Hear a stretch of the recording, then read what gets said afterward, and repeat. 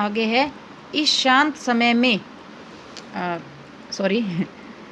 हमने कविता पढ़ी कैदी और कोकिला, और कैदी और कोकिला कविता का आधा पार्ट हमने पार्ट 1 में पढ़ा है, और जो कुछ काव्यांश और रह गए हैं वो हम वीडियो के पार्ट 2 में पढ़ेंगे। अब कवि कोयल से कह रहा है कि इस शांत समय में मतलब जब चारों तरफ शांति का वातावरण छा रखा है, रात्रि का समय है, चारों तरफ शांति का वातावरण छाया हुआ है, तो कवि कहता है इस शांत समय में अंधकार को बेध रो रही क्यों हो, कि इस शांत समय में, इस शांत वातावरण में तुम अंधकार को चीर कर, बेध कर मतलब अंधकार को काट कर क्यों रो रही हो।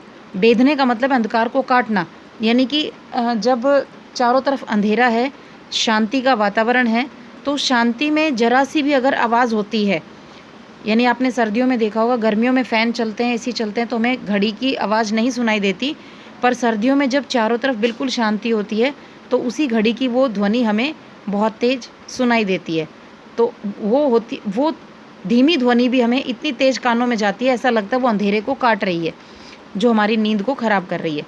तो वही कवि यहाँ कोयल से कह रहा है कि इस शांत समय में अंधकार को बेध रो रही क्यों हो, कि इस शांत समय में तुम अंधकार को चीर कर क्यों रो रही हो कोयल, कुछ बोलो तो। चुपचाप मधुर विद्रोह बीज इस भांति बो रही क्यों हो, और कहता कि तुम चुपचाप अपने इन गीतों से, अपने इन जोश भरे गीतों से मधुर मतलब मीठा मीठा विद्रोह का बीज हमारे मन में इस तरह क्यों बो रही हो कोयल, कुछ बोलो तो। यानी कवि कहता है कि इस शांत समय में जब चारों तरफ शांति का वातावरण है, तब इस शांत वातावरण में तुम अंधकार को चीर कर, अंधकार को काट कर इस तरह क्यों रो रही हो कोयल, कुछ बोलो तो।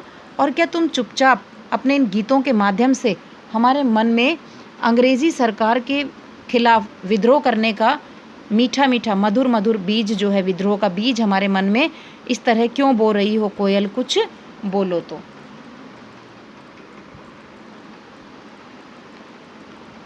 अब कवि अपनी और कोयल की तुलना कर रहा है, जब कहेगा काली तू रजनी भी काली, कोयल तू भी काली है, रजनी का मतलब है रात, और रात भी काली है, शासन की करनी भी काली, और अंग्रेजी सरकार के जो कार्य हैं वो भी काले हैं। करनी का मतलब है कार्य, और यहाँ काले का मतलब है निराशा, अत्याचार, अन्याय, शोषण। ठीक है, तो कवि कहता है कि कोयल तू भी काली है और रात भी काली है, शासन की करनी भी काली, और अंग्रेजी सरकार की जो करनी है, इस शासन की का जो कार्य है वो भी काला है। काली लहर कल्पना काली, और आज़ादी की जो लहर अभी चल रही है, देश में जो आज़ादी की लहर दौड़ रही है वो भी अभी काली है। काली का मतलब अभी उसमें भी निराशा है। कल्पना काली, और आज़ादी की कल्पना करना भी अभी काला ही है, अर्थात उसमें भी अभी निराशा ही है, कि आज़ादी की कल्पना करना भी अभी हमारे लिए निराशा ही है। मेरी काल कोठरी काली, मेरी काल कोठरी भी काली है, यानी कि इसमें भी अंधकार है चारों तरफ। काली का मतलब है कि मेरी इस काल कोठरी में भी अंधकार है,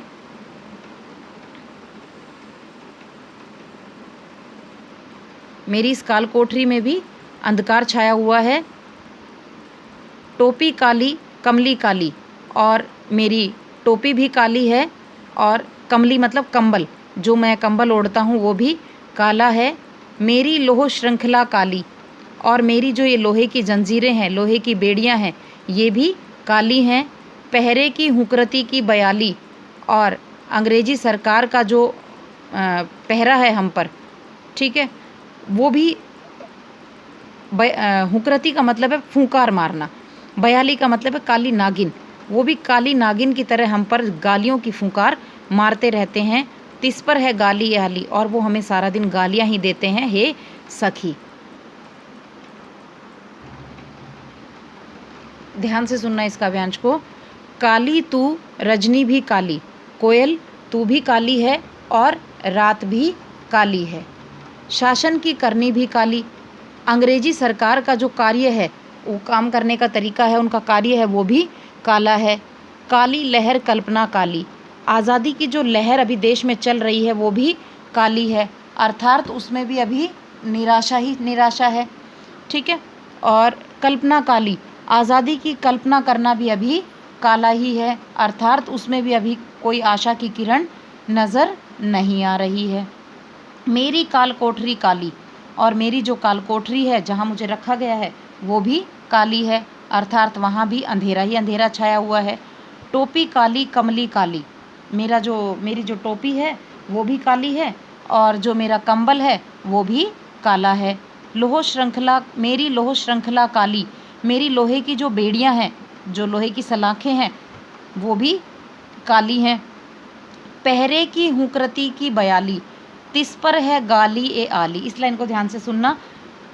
हुंकरती का मतलब है फूंकार मारना, बयाली का मतलब है नागिन, कि जिस तरह काली नागिन जहर का फूंकार मारती है, जहर छोड़ती है, उसी प्रकार से ये जो पहरेदार हैं ये हम पर सारा दिन गालियों की फूंकार मारते रहते हैं, मतलब सारा दिन हमें गालियां ही सुनाते रहते हैं। कवि कहता है कि ये जो पहरेदार हैं ये काली नागिन की तरह, जिस प्रकार एक काली जहरीली नागिन हर समय जहर की फूंकार छोड़ती रहती है, उसी प्रकार से ये जो अंग्रेजी सरकार के पहरेदार हैं ये हर समय हम पर गालियों की फूंकार मारते रहते हैं, अर्थात गालियों का जहर हम पर छोड़ते रहते हैं।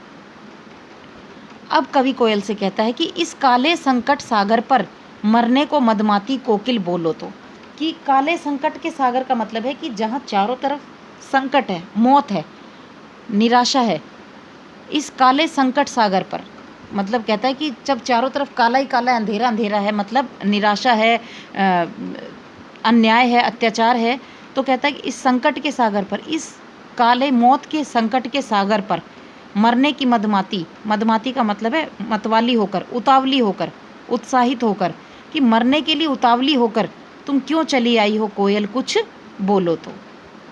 अपने चमकीले गीतों को क्यों कर हो तैराती कोकिल बोलो तो, कहता है कि अपने इन जोश भरे चमकीले गीत, मतलब जोश भरे, उत्साह भरे, जिन गीतों के माध्यम से तुम हमें जोश भरना चाहती हो, उत्साह भरना चाहती हो, तो इस संकट के समय में भी, जब चारों तरफ मौत का साया मंडरा रहा है, तब भी तुम अपने इन जोश भरे, इन उत्साह भरे गीतों को कैसे इस सागर पर तैरा रही हो, अर्थात कैसे इस वातावरण में गा पा रही हो कोयल, कुछ बोलो तो।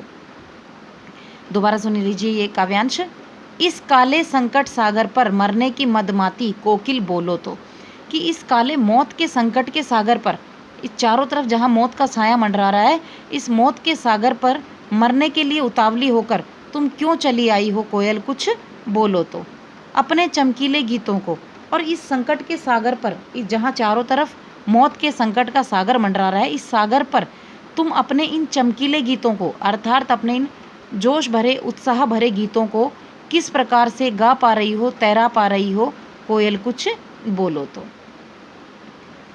अगले काव्यांश में कवि अपनी और कोयल की तुलना करता है, कि कोयल जब उसे आज़ादी के लिए कह रही है, आज़ादी के लिए संघर्ष करने को उत्साहित कर रही है, और आज़ादी के जोश भरे गीतों से उनमें जोश भरना चाह रही है, इस संकट में भी वो अपने इन आज़ादी के गीतों का जोश जो है वो अपने देशभक्तों में भरना चाहती है, तब कवि कहता है कि तू तेरी और मेरी तुलना तो कर।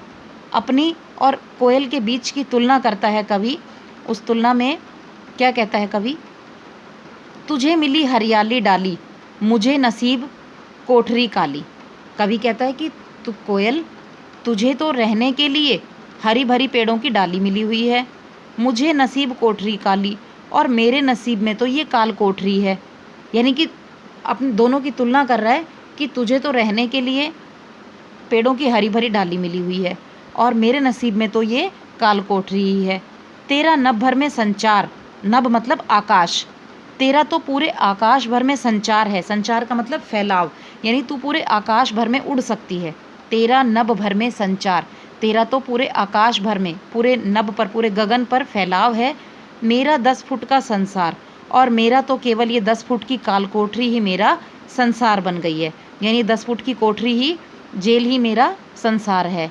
तेरे गीत कहावे वाह, रोना भी है मुझे गुनाह, कि तेरे तो गीतों को वाहवाही मिलती है, यानी जब तू गीत गाएगी तो तेरे गीतों की सभी तारीफ करेंगे, तुझे वाहवाही मिलेगी। रोना भी है मुझे गुनाह, और मेरा तो रोना भी गुनाह माना जाता है। मतलब मुझे तो रोने भी नहीं देते, रोना भी मेरे लिए एक गुनाह हो जाता है। देख विषमता तेरी मेरी, बजा रही तिस पर रणभेरी।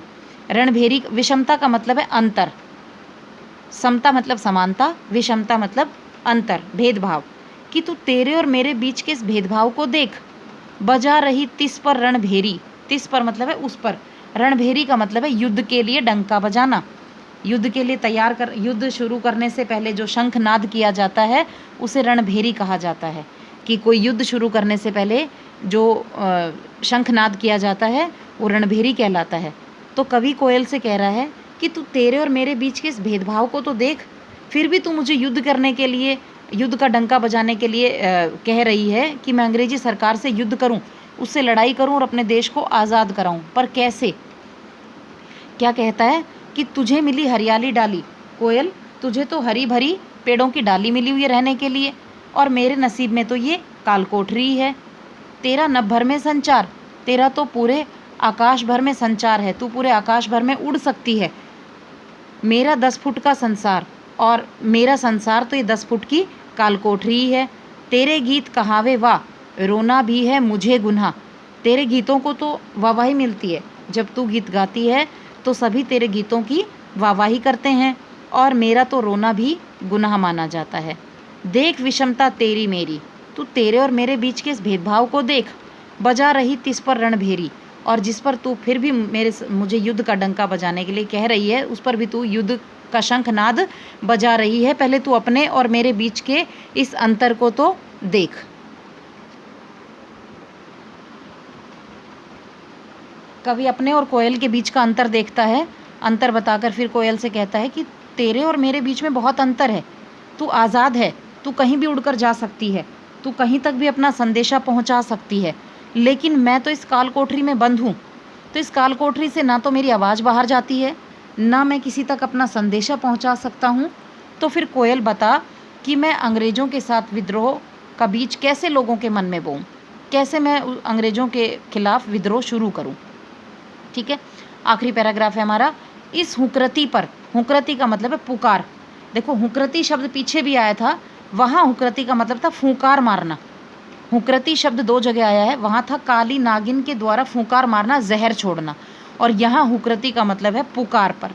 कोयल जो पुकार कर रही है, कोयल जो बार बार पुकार कर रही है, तब कवि कहता है इस हुकरती पर, कि तेरी इस पुकार पर अपनी कृति से और कहो क्या कर दूं।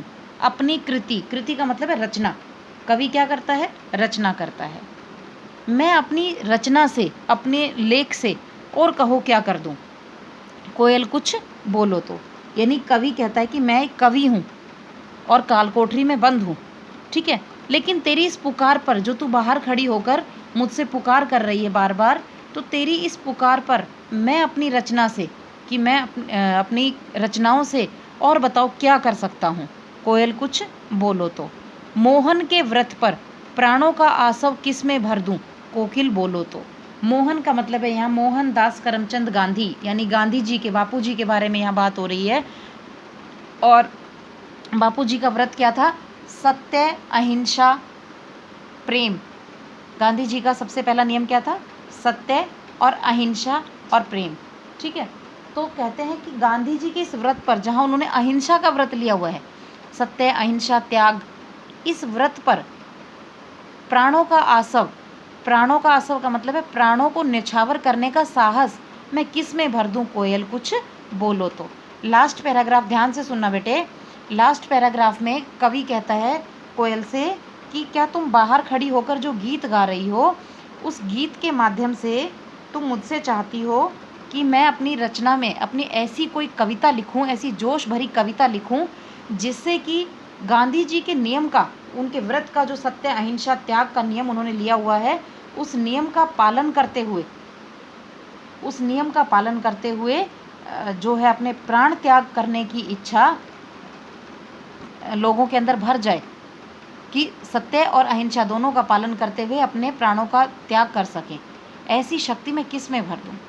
कि इस हुकरती पर अपनी कृति से और कहो क्या कर दूं कोकिल बोलो तो, कि तुम्हारी इस पुकार पर मैं अपनी रचना से और कहो क्या कर दूं कोयल कुछ बोलो तो। मोहन के व्रत पर और गांधी जी के व्रत पर, जो उनका सत्य अहिंसा त्याग का नियम है, उनका व्रत है, उस व्रत पर मैं प्राणों को न्यौछावर करने का साहस किस में भर दूं कोयल कुछ बोलो तो। बेटा उम्मीद करती हूँ आप सबको कविता अच्छे से समझ में आई होगी। बहुत आसान खड़ी बोली में रचित कविता है। कविता के कवि हैं माखन लाल चतुर्वेदी जी। और माखन लाल चतुर्वेदी जी ने, जब हमारा भारत देश गुलाम था तो उस गुलामी के समय में जो हमारे भारतीय सेनानी संघर्ष करते थे देश को आज़ाद कराने के लिए, उस स्थिति का वर्णन अपनी कविता के माध्यम से किया है। खड़ी बोली में रचित कविता है। इससे पहले जो हमने सवैये कविता पढ़ी थी वो ब्रिज भाषा में रचित थी, तो उसमें मैंने शब्दार्थ बताए थे। इसमें ऐसे कोई खास शब्दार्थ नहीं आए हैं, जो आपके काव्यांश में आए हैं वही आप लिख लेंगे। जो PDF में मैं आपके पास व्याख्या भेजती हूँ, ध्यान से सुनना, PDF में जो मैं व्याख्या भेजती हूँ उसमें जो शब्दार्थ होते हैं वो आपको नहीं करने, कॉपी में नहीं लिखने, वो सिर्फ आपके पढ़ने के लिए होते हैं। आपको वही शब्दार्थ करने हैं जो मैं बुक वाले भेजती हूँ या कॉपी वाले भेजती हूँ, या अगर नहीं भी मिलते हैं तो जो आपको कविता समझाते समय वीडियो में बीच बीच में मैं सारे शब्दार्थ बताती हूँ वो मेन लिख लेने हैं। ठीक है, तो कविता समझ में आई। अब मैं इसके प्रश्न उत्तर आपको समझा देती हूँ। प्रश्न उत्तर कौन कौन से करने हैं, कौन से नहीं करने हैं। पहला प्रश्न है, कोयल की कूक सुनकर कवि को क्या प्रतिक्रिया थी। प्रतिक्रिया का मतलब है रिएक्शन करना, रिएक्ट करना, कि कोयल की कूक सुनकर कवि क्या प्रतिक्रिया करता है। क्या लगता है कवि को? कवि को लगता है कोयल की कूक सुनकर कवि की यह प्रतिक्रिया है कि क्या कोयल उसके लिए कोई संदेशा लेकर आई है, आज़ादी का कोई संदेशा लेकर आई है। ठीक, क्या अंग्रेज़ों ने उसकी मीठी मधुर वाणी की संपत्ति, वो खजाना उससे लूट लिया है। क्या कोयल बावली हो गई है जो इस तरह आधी रात में चीख रही है। ये उसकी प्रतिक्रिया होती है, वो अनुमान लगाता है। ठीक है, कवि ने कोयल के बोलने के किन कारणों की संभावना बताई है। इस प्रश्न में भी वही उत्तर लिखना है जो हमने प्रश्न नंबर 1 का लिखा है। कवि कोयल के बोलने के कौन कौन से कारण बता रहा है, क्या क्या संभावना वो लगा रहा है, वो कारण आपको बताने हैं। किस शासन की तुलना तम के प्रभाव से की गई है और क्यों। तो अंग्रेजी सरकार के शासन की तुलना तम के प्रभाव से की गई है, और क्यों का अर्थ मिलेगा दूसरे काव्यांश में। क्योंकि अंग्रेजी सरकार जो है वो भारतीय स्वतंत्रता सेनानियों पर बहुत भीषण अत्याचार करती है, उन्हें चोर डाकू लुटेरों के साथ रखती है। जहाँ चोर डाकुओं के रहने का स्थान है वहाँ वो आज़ादी के सिपाहियों को रखती है, उन्हें बेड़ियों में हथकड़ियों में जकड़ कर रखती है, उनसे कोल्हू चलवाती है। यानी जितने भी उन पर शोषण अत्याचार दूसरे काव्यांश में बताए गए हैं वो दूसरे काव्यांश के सारे की बातें आपको प्रश्न नंबर 3 में लिखनी है। ठीक है, प्रश्न नंबर 4, कविता के आधार पर पराधीन भारत की जेलों में दी जाने वाली यंत्रणाओं का वर्णन कीजिए। यंत्रणाओं का मतलब है पीड़ा, कष्ट, कि पराधीन का मतलब है गुलाम जब हमारा भारत था, पर आधीन, दूसरे के अधीन। ठीक है, तो कविता के आधार पर बताइए कि जब हमारा देश आज़ाद नहीं था यानी पराधीन था तो उसकी जेलों में भारतीयों को क्या क्या पीड़ाएं दी जाती थी, क्या क्या कष्ट दिए जाते थे। वही उन्हें कालकोठरी में बंद रखा जाता था, डाकू चोर लुटेरों के स्थान पर रखा जाता था, उन्हें जीने के लिए पेट भरकर खाना भी नहीं मिलता था, मरने भी नहीं देते थे, रोने भी नहीं देते थे, पत्थर तुड़वाते थे, कोलू चलवाते थे। बहुत सारी बातें मैंने आपको हर काव्यांश में बताई है। तो आप हर काव्यांश से 2-2 लाइनें भी, 2-2 बातें भी अगर डालेंगे तो आपका प्रश्न अच्छा खासा तैयार हो जाएगा। 5वां प्रश्न, भाव स्पष्ट कीजिए। कुछ पंक्तियाँ आपके सामने हैं और इन पंक्तियों का भाव आपको स्पष्ट करना है। पहला प्रश्न, मृदुल वैभव की रखवाली सी कोकिल बोलो तो। मृदुल मतलब मीठी मधुर वाणी की रखवाली की संपत्ति की जो तुम रखवाली करती हो, क्या वो अंग्रेजों ने तुमसे लूट ली है, कोयल कुछ बोलो तो। इस पंक्ति के माध्यम से कवि का भाव यह है कि वो कोयल से पूछ रहा है कि जो मीठी मधुर वाणी का खजाना, वो संपत्ति जिसकी रखवाली तुम्हें ईश्वर ने करने का अधिकार दिया है, वो अंग्रेजों ने तुमसे लूट ली है, कोयल कुछ बोलो तो। दूसरा है, हूँ मोट खींचता लगा पेट पर जुआ, खाली करता हूँ ब्रिटिश अकड़ का कुआं। इसमें कवि का भाव है कि मैं अपने पेट पर रस्सी बांधकर अंग्रेजी सरकार के बोझे को खींचता हूँ और अंग्रेजी सरकार के अकड़ से भरे हुए कुएं को अपने आत्मसम्मान, अपने स्वाभिमान से खाली करता हूँ। अगला प्रश्न है, अर्धरात्रि में कोयल की चीख से कवि को क्या अंदेशा है? वही जो दूसरा प्रश्न का उत्तर लिखा हमने, कोयल जो आधी रात में बोल रही है उससे कवि को क्या अनुमान लगा रहा है वो? तो अर्धरात्रि में कोयल चीख रही है तो कवि का अंदेशा है कि या तो कोयल पागल हो गई है, बावली हो गई है, या उसने जंगल में लगी हुई आग की लपटें देख ली हैं। 7वां प्रश्न, कवि को कोयल से ईर्ष्या क्यों हो रही है? कवि को कोयल से ईर्ष्या क्यों हो रही है वो उस पैराग्राफ में से समझना है हमें कि कवि को कोयल से ईर्ष्या इसलिए हो रही है कि कोयल आज़ाद है, ठीक है, उसे उड़ने के लिए पेड़ों की हरी भरी डाली मिली हुई है और कवि को कालकोठरी में बंद रखा गया है। कोयल के गीतों को वाहवाही मिलती है जबकि कवि का तो रोना भी गुनाह माना जाता है। तो कोयल के और कवि के बीच में जो विषमता है, जो भेदभाव है, उसके कारण उसे कोयल से ईर्ष्या हो रही है, ठीक है। कवि के स्मृति पटल पर कोयल के गीतों को कौन सी मधुर स्मृतियाँ अंकित हैं जिन्हें अब नष्ट करने पर तुली है? इसका मतलब ये है कि कोयल की कवि के स्मृति पटल मतलब उसकी याददाश्त पर, स्मृति का मतलब है याद, पटल मतलब उसके मस्तिष्क में जो यादें हैं कोयल की, तो उसमें कोयल के गीतों की मधुर यादें क्या हैं कि कोयल मीठा गाती है, मधुर गाती है, और जिन्हें वो अब नष्ट कर रही है। कौन? कोयल। कि इतना कड़वा गा रही है, इतना दर्द भरी आवाज़ में, पीड़ा भरी आवाज़ में गा रही है। तो उसके लिए कवि क्या कारण बताता है? वही कि कोयल ने कहीं पर जंगल में लगी आग की लपटें देख ली हैं या वो बावली हो गई है, इस तरह का अनुमान इसमें लिखना है। अगला सबसे इम्पोर्टेंट प्रश्न इस कविता का, हथकड़ियों को गहना क्यों कहा गया है? हथकड़ियों को गहना इसलिए कहा गया है क्योंकि अंग्रेजी सरकार ने भारतीय स्वतंत्रता सेनानियों को जो देश की आज़ादी के लिए लड़ रहे हैं उन्हें हथकड़ियाँ पहनाई हुई हैं, जिन्हें भारतीय स्वतंत्रता सेनानी अपने लिए सम्मान का प्रतीक समझते हैं, इसलिए वो इन्हें हथकड़ियाँ नहीं बल्कि अपने लिए एक गहना मानते हैं। अगला प्रश्न, काली तू ए आली, इन पंक्तियों में काली शब्द की आवर्ती से उत्पन्न चमत्कार का विवेचन कीजिए। प्रश्न नंबर 10 आपको नहीं करना, इसमें काली शब्द बार बार आया है तो पूछा है कि उससे कितना चमत्कार मतलब कितनी सुंदरता कवि ने अपनी पंक्तियों में डाली है, ठीक है। तो बेटा वीडियो कविता हमारी पूरी हो गई है। कविता के 2 पार्ट हैं, दोनों पार्ट को सुनेंगे आप। प्रश्नोत्तर भी कॉपी में प्रश्नोत्तर और शब्दार्थ आपको लिखने हैं, व्याख्या आपको नहीं लिखनी। अगेन मैं रिपीट कर रही हूँ इस बात को। और अपने पेपर के लिए प्लीज़ प्रिपरेशन करना शुरू कर दीजिए। और जो प्रैक्टिस के लिए मैंने आपको भेजे थे, उपसर्ग प्रत्यय भेजे थे, वो आप सॉल्व करके मेरे पास व्हाट्सअप कीजिए। मैंने नोट किया हुआ है किस बच्चे का काम मेरे पास आ रहा है। कुछ बच्चों का काम मेरे पास आया, कुछ और मोस्टली बच्चों का काम नहीं आया। तो 9th क्लास के चारों सेक्शंस, नॉट ओनली वो सेक्शन जिन्हें मैं पढ़ा रही थी, अभी चारों सेक्शन मेरे पास हैं। तो चारों सेक्शन के बच्चे मेरे पास काम करने के बाद व्हाट्सएप पे काम भेजेंगे। और कल सैटरडे को, इस सैटरडे को जो आपके पास काम आएगा PDF, उसमें प्रैक्टिस के लिए आपके पास आएंगे समास। उपसर्ग प्रत्यय का प्रैक्टिस सेट मैं दे चुकी हूँ।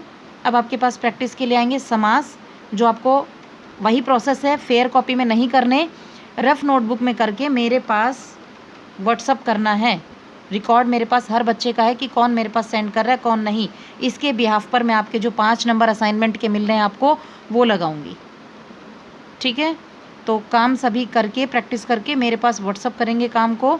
और जिन बच्चों के पास नंबर नहीं है तो पिछली वीडियो में भी मैंने नंबर दिया था, अदरवाइज़ आप नंबर नोट कर लीजिए। कल जो PDF मैं आपके पास सेंड करूँगी, उस PDF के फ्रंट में मैं अपना नंबर आपको लिख दूँगी।